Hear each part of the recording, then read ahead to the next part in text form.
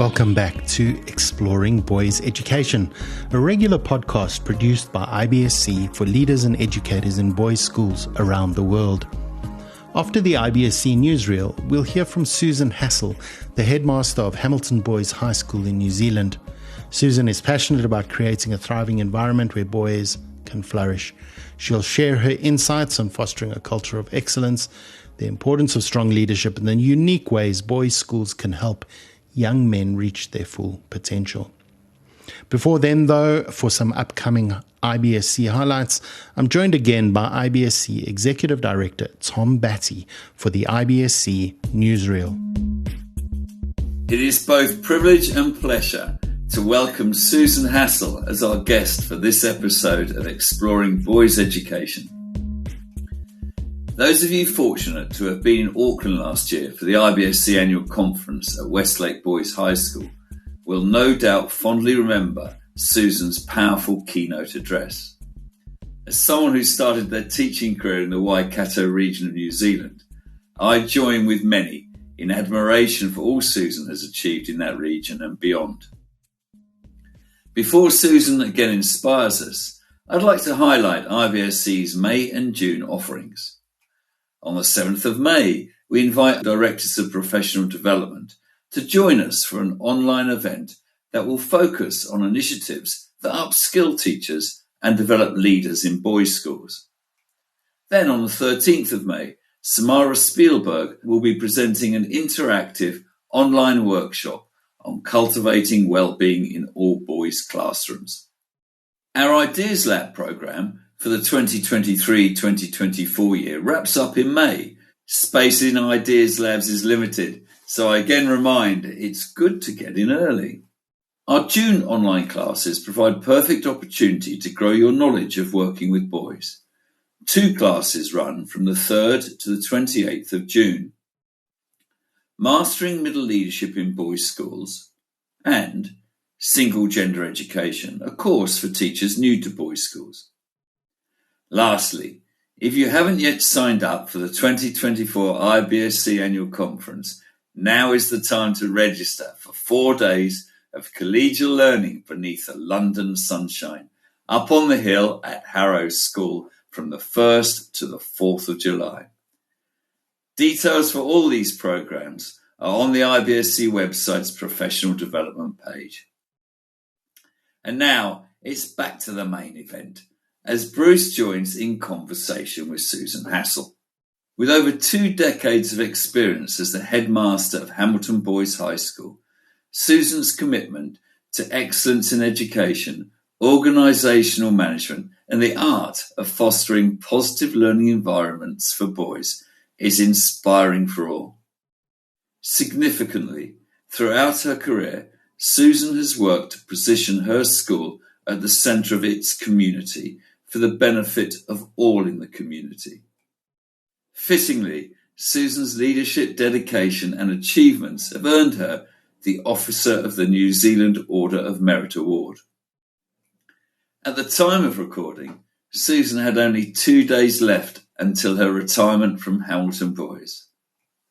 I know her considered reflections on her career and her insights on educating boys to become the men the world needs will be inspiring to all.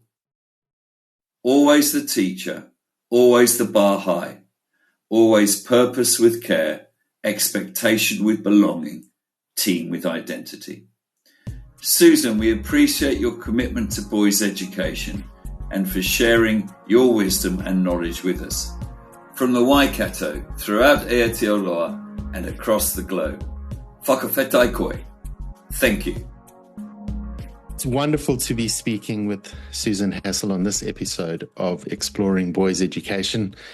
Susan is the outgoing head of Hamilton Boys High School in New Zealand, and I first heard Susan speak at our annual conference last year, which was hosted by Westlake Boys High School. And Susan shared a marvelous keynote that resonated with many of the folk there. And I know that the IBSC community is always keen to learn from those with experience like you have, Susan. So thank you for joining me on Exploring Boys Education to to speak about boys and why it's wonderful to educate them and how we can encourage them to be the best men that they can be. No, thank you very much for having me. So, Susan, you've had a remarkable journey in education. I mentioned before you're ending your tenure as headmaster of Hamilton Boys High School, but you've been serving in that role since 2000, and you've had an impact particularly on boys' education. And I'm really curious as we start this conversation to hear what inspired you to dedicate a large part of your career to the education of young men.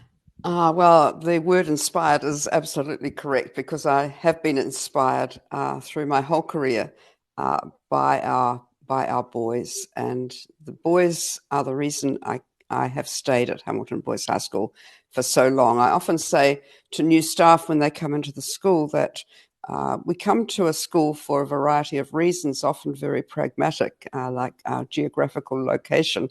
But the reason so many of us stay in a boys' school is simply because of the boys, and it's simply because of the amazing culture that we are able to create in boys' schools around the world, throughout the world. There's a similarity in boys' schools wherever you go throughout the world, and it's a very special and unique privilege, I think, for any of us in boys' schools to have that opportunity to love boys. And why really can we love boys so much? I personally believe I have stayed in a boys' school because boys are so filled with joy. They have that exuberance from the moment they start here, and here in New Zealand they start at 13. They stay till they're 18, so we see them grow up into men. But that joy that they have when they start, they keep it through their careers in the school. And we have fun.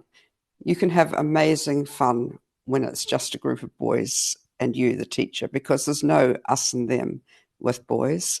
I think that's a real pleasure. They embrace you.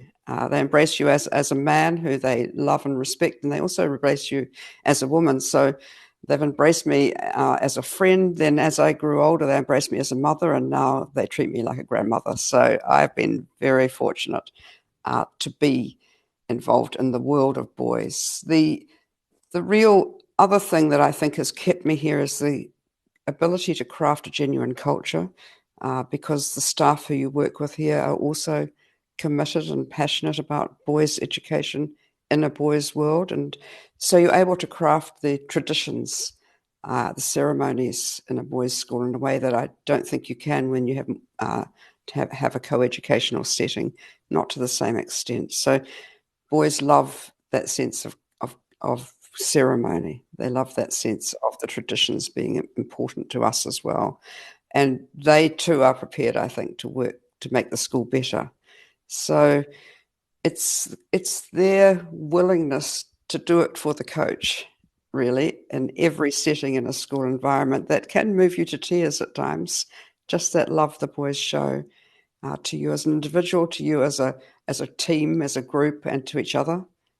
So that's really what's held me here. You can move schools, and many people do move into different types of schools, but I have absolutely no regrets about the 25 years I've been able to be here as the headmaster of a boys' school. And you call me headmaster, and that is what our board calls me. They were willing to have a woman run the school, but they weren't willing to call me a female name. So I'm proud of the fact that I'm headmaster, because it's symbolic of the culture of the school and the respect I think that the school holds for the staff.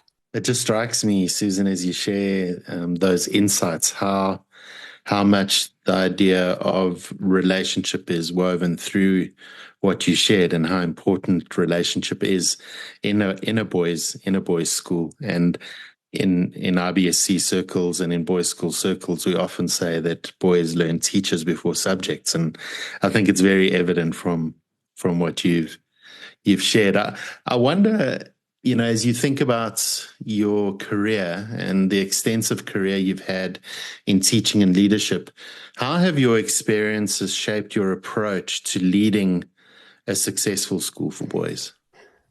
Anybody who's been part of a boys' school, as I have, I'm sure could answer that question, because you do craft yourself as a leader differently in the world of boys, I think. So, and we all get wisdom from experiences, both positive and negative. And wisdom isn't something you can buy or something that you can read about in a book. It's something that you can only gain from those experiences. And the boys give you a unique type of experience. I think that boys teach you very quickly that you can't keep doing the wrong thing, that they will forgive you very easily the first and second times you do something wrong, but after that they're expecting you to learn. So I think as a leader you can be very open to boys in a boys' school. So you can allow yourself to be vulnerable as a leader, and I think that's a very real strength that I've learned, and it's shaped my approach to leading. So it's that sense that you can be intentional in realizing your goals, but you also can expose yourself to not being perfect. And boys are incredibly forgiving. They need a leader, I believe, from my experiences over the years. Boys genuinely need a leader who is able to articulate the vision. They need to have the vision articulated in words and in actions. They need and they respond really well to a leader who explains why and explains how, so who gives them the respect. I'm sure that's true for all secondary school students, for all students crafting their way through adolescence, that if you give them the respect of explaining why you're doing a certain thing and how you're doing a certain thing, you just don't say, we expect you to have your hair cut. We explain why it crafts us as a team, why it crafts us as a group of people who stand together and stand tall and proud with looking smart and showing the world that we're proud of our uniform. You can't in a boys' school be a leader who just expects them to be compliant anymore. And that's part of us being in the 21st century. I mean, I started as a headmaster last century. So I actually started in 1999. So I've been around and there have been changes in schools, but the main precepts remain exactly the same. Boys do need a leader who talks to them. Assemblies are a critical part of leadership in a boys' school. As a leader, they're my classroom. It's a common cliche that assemblies are the headmaster's classroom, but they are, and you have to talk to them as though you're speaking to one person at those assemblies. You can't be pompous at assemblies. That's my experience of the type of leader I need to be. You need to cherish what they cherish. Whether or not I love watching rugby, I watch a great deal of rugby. And that is a sign of love. It's a sign of being able to be part of their world. And leadership is very, very important to that. You know, the world of rites of passage, you lead in a way which allows that sense of philia, that sense of brotherly love to be paramount in their world. So, and they can't have that unless they see you as a loving leader. That's my absolute premise to my leadership style. When you're talking about what experiences have shaped my approach to leading a successful boys' school, I'm talking about the experiences I've had with that relational side of leading that you talked about a moment ago. And there are some wonderful publications that IBSC have been involved in over the years that I've learned from and reflected upon. And there are some wonderful speakers like Tom Batty who talk about it. And we all learn from others.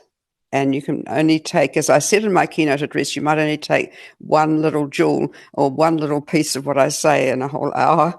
But if you get that one thing that took 15 seconds, then you're learning to be a better leader. I think my experience have shown that you never stop learning to be a better leader, and you never can. The opposite of love is indifference. It's a lovely quote. It's not hate, it's indifference. So what you can't be in a boys' school as a leader, I've learned, is indifferent to anything.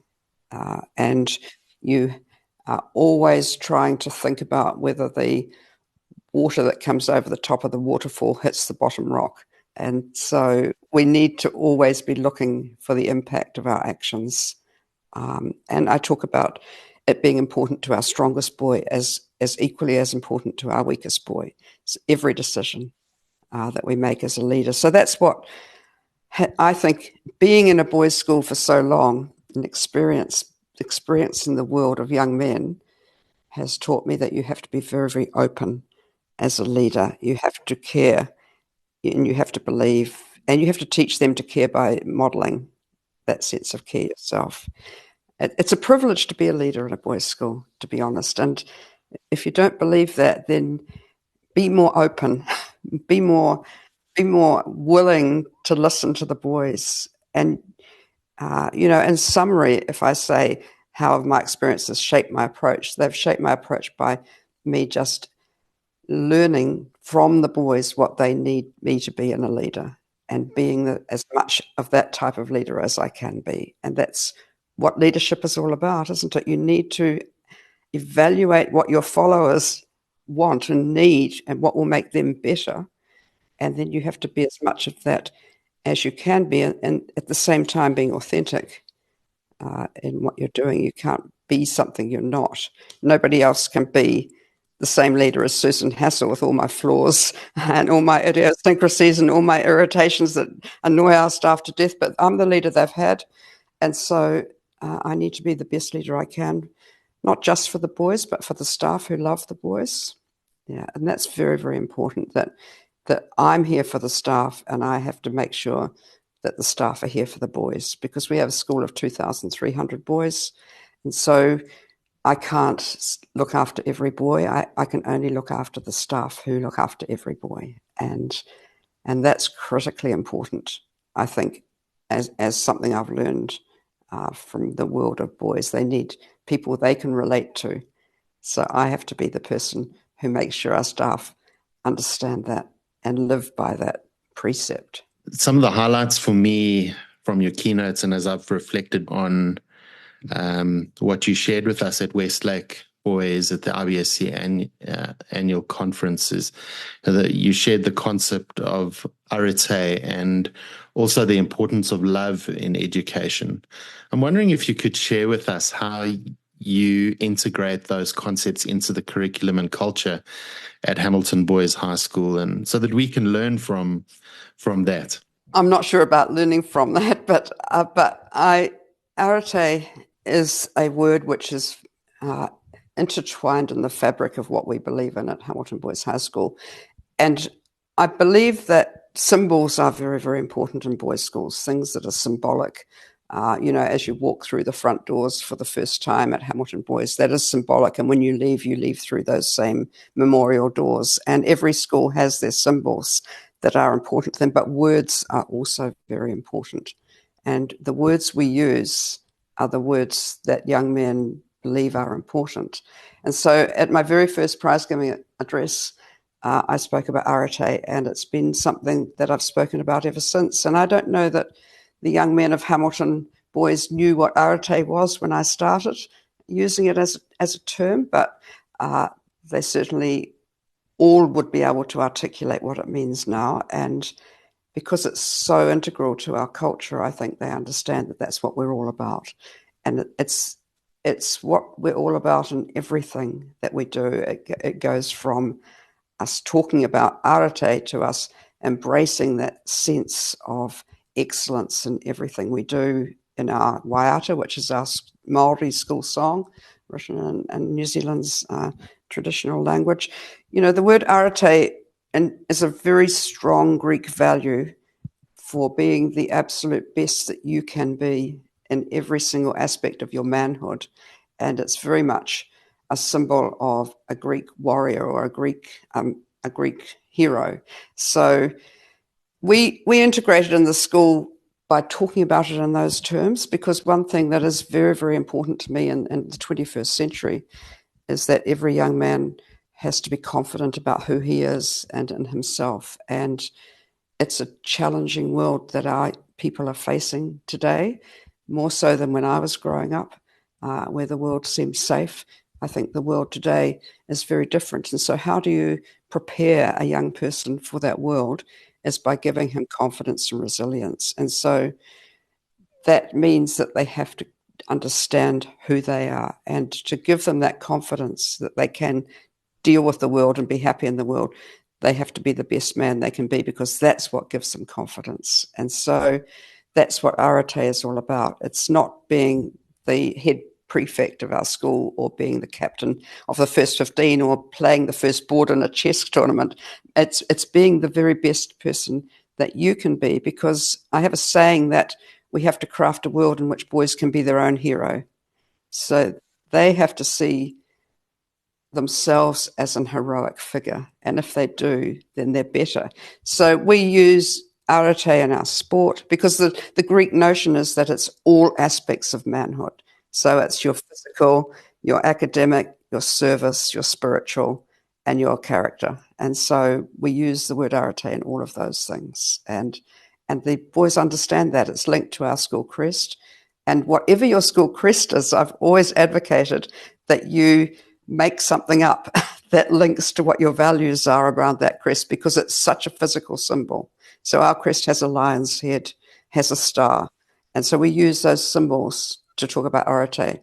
And we craft that in them from the beginning, right from the start. We run a little program for our year 9s called Boys to Men.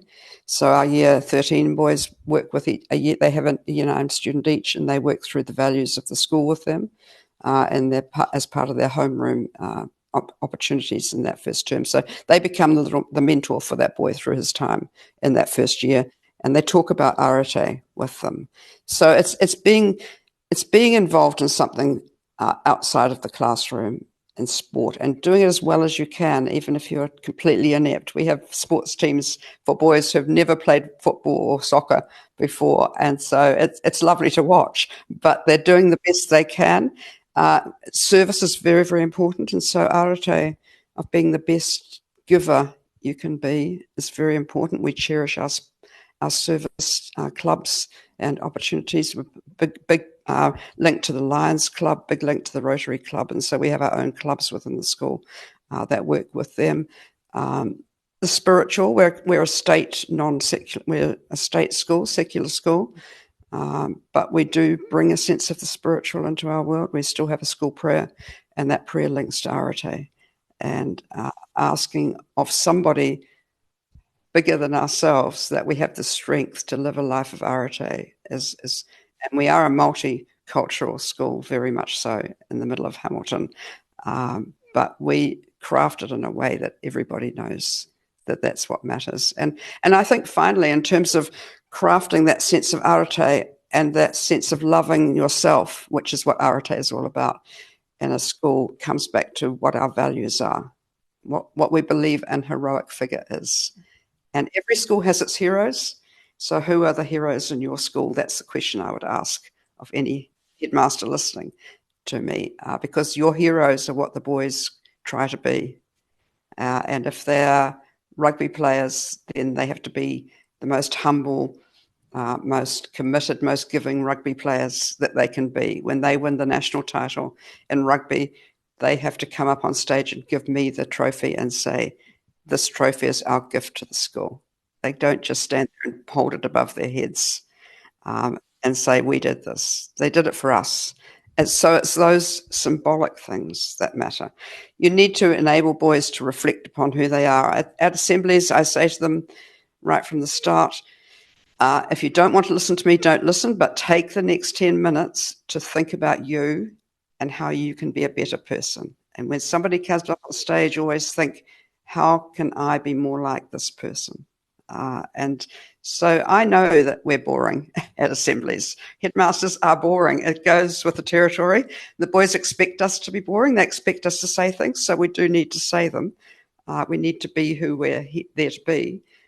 But we need to use those very precious opportunities where the boys are sitting still and not learning and not playing, to give them the chance to reflect and chance to be proud of who they are. And we articulate that's part of what assemblies are for.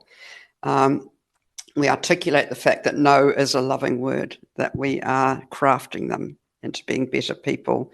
And we articulate that failing is a good thing. because resilience is a skill that's being lost in today's society. And yet it's something that boys' schools still need to focus on, crafting resilience in our young men, because by protecting them, as society is tending to move towards, in New Zealand in particular, our education system protects them by not allowing failure, but by not providing rigor. So you can't protect them. You have to craft them into understanding and linking to self-fulfillment to the level they can. It lowers the lack of resilience in them, I think, and it is an issue. I'll finish up talking about arete by talking about the Pygmalion effect, that whole teacher expectancy effect in schools. I think boys' schools have got that. We understand that what we expect of the boys makes them better. And when I've talked to the boys about Pygmalion effect, they haven't got a clue what I'm talking about, because Pygmalion is part of my generation and not theirs, but they understand it.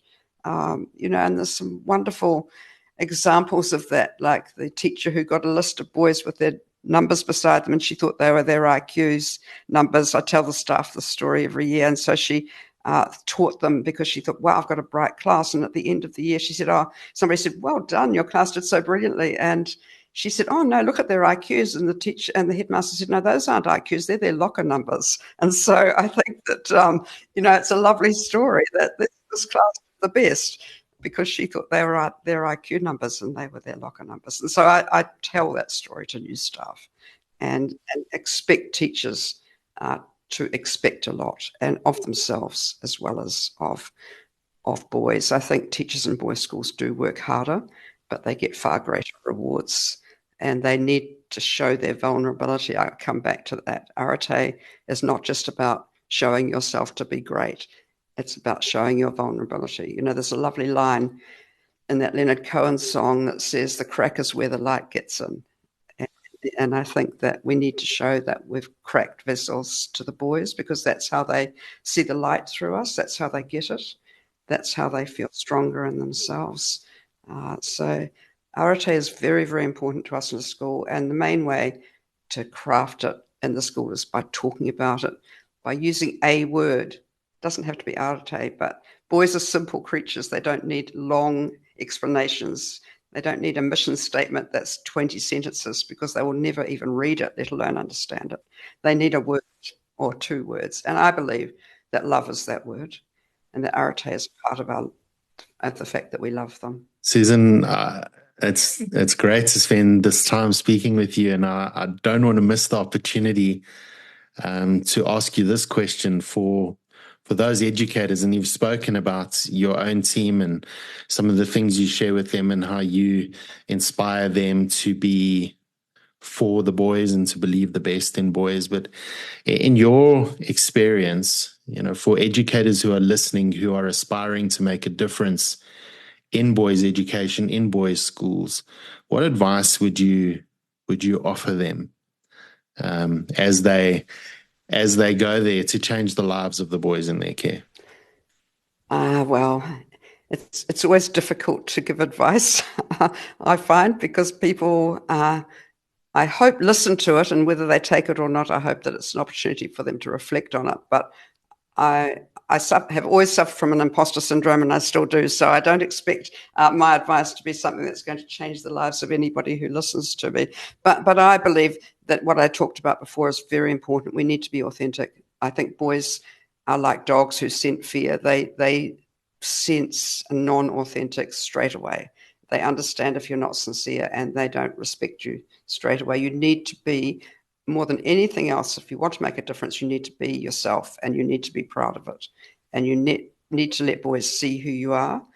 I think you need to be really courageous. You need to not worry about what other people think. I have never in my career worried about what our Ministry of Education thinks of what I do. And in the end, they just go away and leave you to it. So you need to be very courageous, and you have to have that courage to accept that you are right. And if you need advice, you need to have the courage to ask for it.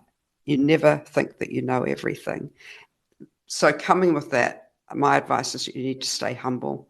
You really do need to think that it's you that's making the difference, because you're only a hero as a headmaster and as an aspiring leader in the sense that you understand that heroes need everybody around them, because they're the ones that are making the change with you, for you sometimes, but it's everyone. You do need to stay vulnerable. I've talked about this before. I think that that's a critical part of being a really good leader for boys. And I think you need to understand boys. We need to revel in boys' maleness. In New Zealand, there's a deodorant called Lynx spray. I don't know if it's a worldwide spray, but after lunch, when you go into a classroom, that's all you can smell. And it catches your throat. But you just have to love them for the fact that they've at least tried to hide the sweat by putting it on before they come into the room. You need to love the fact that they try and be really rebellious by pushing their socks down, so that we have to keep telling them to pull their socks up, because that's the worst they'll do. And they think they're being really naughty. And you have to love that about boys. I think as a leader, revel in their boyness.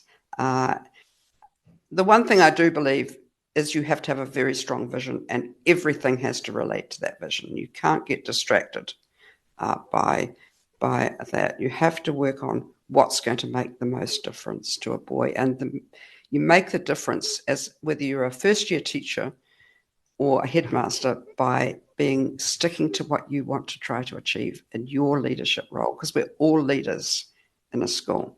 We're all leaders. So your leadership, you might be burning that light in your little corner, but your leadership is just as important as the leadership of the headmaster. So you have to have a vision, and you have to have faith that anything's possible. If you haven't got that faith that you can change the world, then you won't change the world. Simple statements, but they are important to reflect on in terms of your own practice, I think, because it is a responsibility to craft young men as a teacher in a boys' school.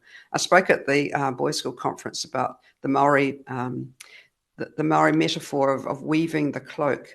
You weave your own cloak. You weave the fabric of your cloak. We are helping boys weave their cloaks. And so we have to make sure that the pattern that they're weaving is beautiful, because they're going to be wearing it all their lives.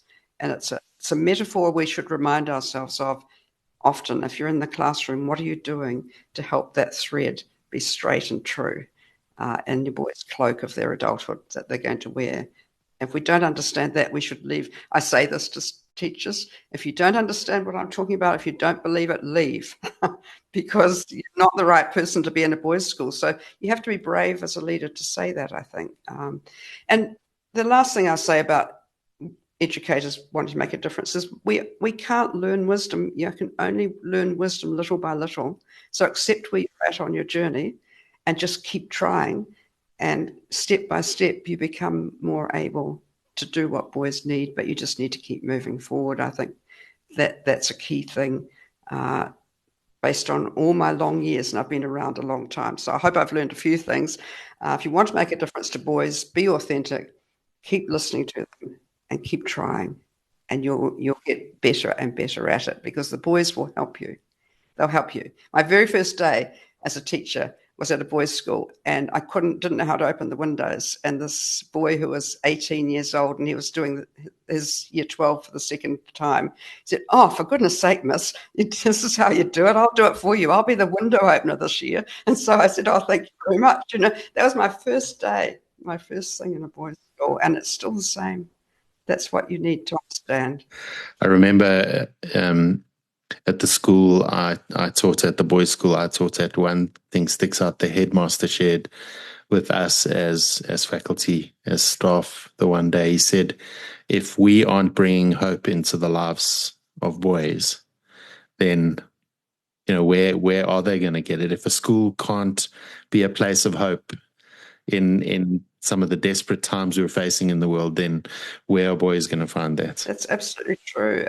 Our New Zealand cricket team has a mantra that somebody says to them as they go out onto the field, "If not you, then who?" And I often think when I watch them play that they're not really listening to that, because they're probably thinking of the number 9 batsman.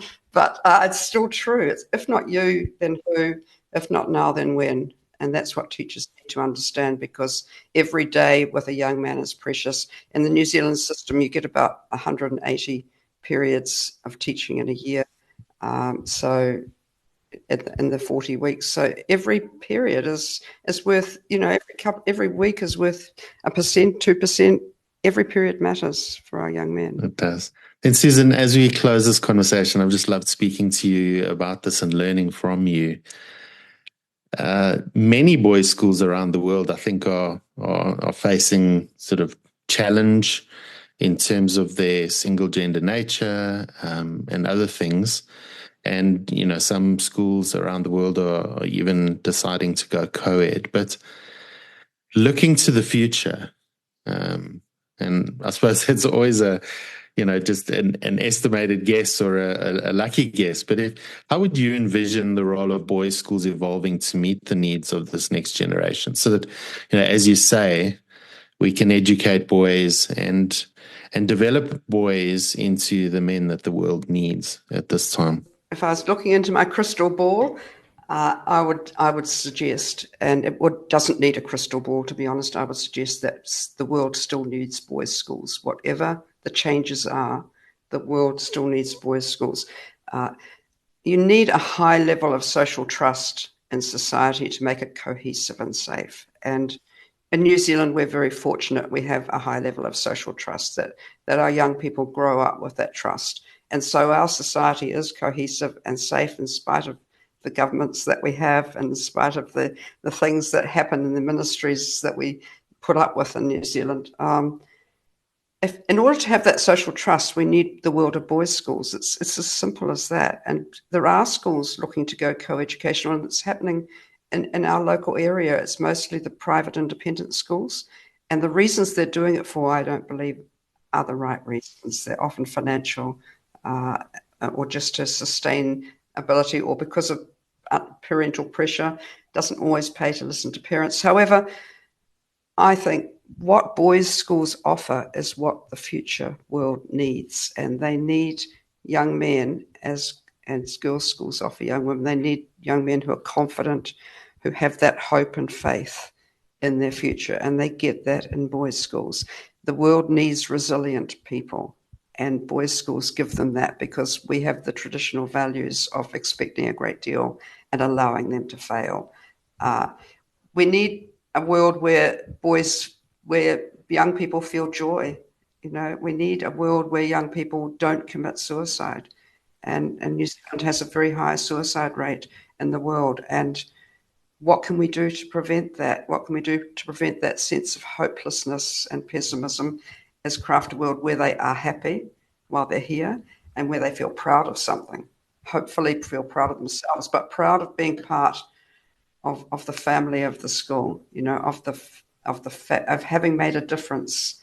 That's what arete is all about, that every boy makes a difference by being the best he can be. And that crafts them into adults who will feel that as well. And I think boys' schools are essential in our future because we can love openly in a boys' school.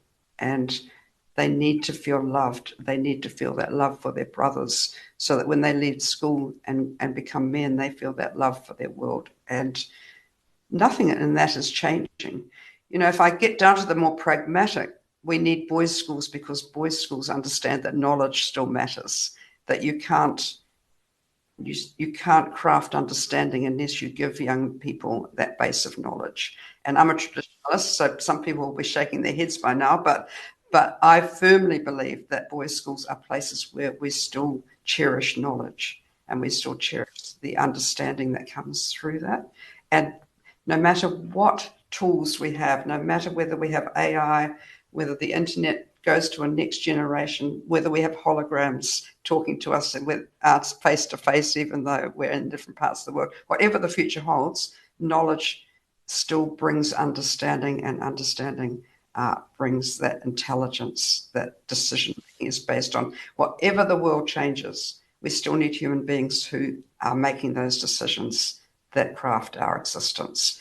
And to get human beings who are able to do that, I believe very, very firmly, we need the values and the style of school which are boys' schools. And that is the key because we're based on faith. We're based on the faith that the future will be a good place for our young people to be part of. but they need to have the strength and the capabilities to make sure that happens. And we give it to them. We can make the difference. We underestimate the difference we're making in the world. I think IBSC is a wonderful organisation. We need to cherish it more as individual schools. We need to support it more. It needs to keep thinking about how it can continue to make that difference. The reasons IBSC was created were wonderful reasons.